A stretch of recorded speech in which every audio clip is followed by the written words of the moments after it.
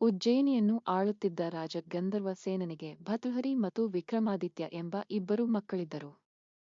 ಗಂಧರ್ವ ಸೇನೆನ ನಂತರ ಭತೃಹರಿ ರಾಜನಾಗುತ್ತಾನೆ. ರಾಜ ಭತೃಹರಿಗೆ ಅನಂಗಸೇನೆ ಎಂಬ ಹೆಂಡತಿ ಇದ್ದು ಅವಳು ಬಹು ರೂಪವತಿಯಾಗಿದ್ದಳು. ರಾಜ ಭತೃಹರಿಗೆ ಲಾವಣ್ಯವತಿಯಾದ ಮಡದಿಯಲ್ಲಿ ವಿಪರೀತ ಪ್ರೇಮ, ಮೋಹ. ಹೀಗಿರುವಾಗ ಒಂದು ದಿನ ರಾಜನು ವಿಹಾರಕ್ಕೆಂದು ಅರಣ್ಯಕ್ಕೆ ಹೋದಾಗ ಒಂದು ಕುಟೀರದಲ್ಲಿ ಓರ್ವ ಹಿರಿಯ ತಪಸ್ವಿಯನ್ನು ಕಂಡು ರಾಜನು ಅವರಿಗೆ ಅಭಿನಂದಿಸಿ ಕೈಮುಗಿದನು. ಪೂಜ್ಯರು ಆಶೀರ್ವದಿಸಬೇಕು ಎಂದು ಪ್ರಾರ್ಥಿಸಿಕೊಂಡ. ರಾಜ ಭತೃಹರಿಯ ನಯ ವಿನಯ ಕಂಡು ಆ ತಪಸ್ವಿಯು ಸಂತುಷ್ಟನಾಗಿ ಒಂದು ಹಣ್ಣನ್ನು ಕೊಟ್ಟು, ಇದನ್ನು ಸೇವಿಸು, ನೀನು 100 ವರ್ಷ ಸುಂದರ ತರುಣನಾಗಿ ಇರುತ್ತೀ ಎಂದು ಹೇಳುತ್ತಾರೆ. ರಾಜನು ಹಣ್ಣನ್ನು ಸ್ವೀಕರಿಸಿ ಸಂತಸದಿಂದ ತಪಸ್ವಿಗೆ ವಂದಿಸಿ ಹಿಂತಿರುಗಿದ. ಅರಮನೆಗೆ ಬರುತ್ತಾ ರಾಜನು ಮನದಲ್ಲಿ ಅಂದುಕೊಂಡ, ನಾನು ತರುಣನಾಗಿ ರಾಣಿಯರು ಮುಪ್ಪಾಗಿ ಇರುವುದು ಸರಿಯಲ್ಲ. ಅರಮನೆಗೆ ಬಂದವನೇ ಆ ಹಣ್ಣನ್ನು ರಾಣಿಯ ಕೈಗೆ ಕೊಟ್ಟು ಅದರ ಮಹತ್ವವನ್ನು ತಿಳಿಸಿದ. ರಾಣಿ ಸಂತುಷ್ಟಳಾಗಿ ಈ ಹಣ್ಣನ್ನು ನಾನು ನಂತರ ಸೇವಿಸುತ್ತೇನೆ ಎಂದಾಗ ರಾಜ ಆಗಬಹುದು ಎಂದು ಸಮ್ಮತಿಸಿದ. ಮರುದಿನ ಒಬ್ಬ ನರ್ತಕಿ ರಾಜದರ್ಬಾರಿಗೆ ಬಂದಳು.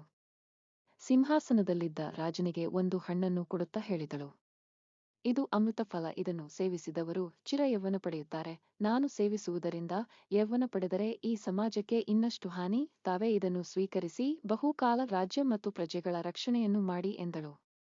ಆ ಹಣ್ಣನ್ನು ಪರೀಕ್ಷಿಸಿದ ರಾಜ ಆಶ್ಚರ್ಯಚಕಿತನಾದ. ನಿನ್ನ ಕೈಗೆ ಈ ಹಣ್ಣು ಹೇಗೆ ಬಂದಿತು ಎಂದು ನರ್ತಕಿಯನ್ನು ಕೇಳಿದ. ಅವಳು, ಇದನ್ನು ನಮ್ಮ ಅರಮನೆಯ ಒಬ್ಬ ಸೇವಕ ತರುಣ ಕೊಟ್ಟ ಎಂದಳು.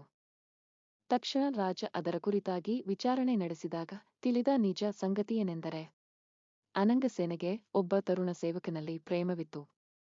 ಅವನ ಮೇಲಿನ ಮೋಹದಿಂದ ಅವಳು ಅವನಿಗೆ ಆ ಹಣ್ಣನ್ನು ಕೊಟ್ಟು ತಿನ್ನಲು ಹೇಳಿರುತ್ತಾಳೆ.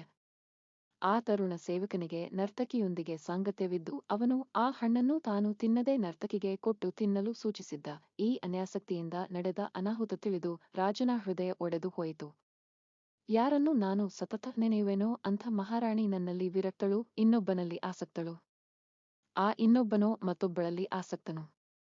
ಆ ಮತ್ತೊಬ್ಬಳೋ ನನ್ನ ಒಳಿತನ್ನು ಹಂಬಲಿಸುವಲ್ಲಿ ಆಸಕ್ತಳು. ಅವಳಿಗೆ, ಅವನಿಗೆ, ಇವಳಿಗೆ, ಕಾಮನಿಗೆ, ಕೊನೆಗೂ ನನಗೂ ಧಿಕ್ಕಾರವಿರಲಿ. ಈ ಒಂದು ಘಟನೆಯಿಂದ ಮಹಾರಾಜನು ಜಾಗೃತನಾದ. ತಪಸ್ವಿಯೂ ಈ ಹಣ್ಣನ್ನು ಕೊಟ್ಟು ನನ್ನ ಕಣ್ಣು ತೆರೆಸಿದ ಎಂದು ಮನಸ್ಸಿನಲ್ಲಿಯೇ ನೆನೆದು ಈ ಲೌಕಿಕ ಸುಖದ ವ್ಯಾಮೋಹ ತೊರೆದು ವೈರಾಗ್ಯ ತಾಳಿ ಅರಮನೆ ಬಿಟ್ಟು ಪರಮ ಸತ್ಯ ಅರಸಿಕೊಂಡು ಹೊರಟು ಹೋದ. ಮುಂದೆ ರಾಜ ಭತೃಹರಿ ಮಹಾಸಂತನಾದ. ಆ ಮಹಾಸಂತನೇ ಜ್ಞಾನ ಶತಕವನ್ನು ರಚಿಸಿದ್ದು. ನಮ್ಮ ಈ ವಿಡಿಯೋ ನಿಮಗೆ ಇಷ್ಟವಾದಲ್ಲಿ ನಮ್ಮ ಚಾನೆಲ್ ಅನ್ನು ಸಬ್ ಮಾಡಿ, ಲೈಕ್ ಮತ್ತು ಶೇರ್ ಮಾಡಿ.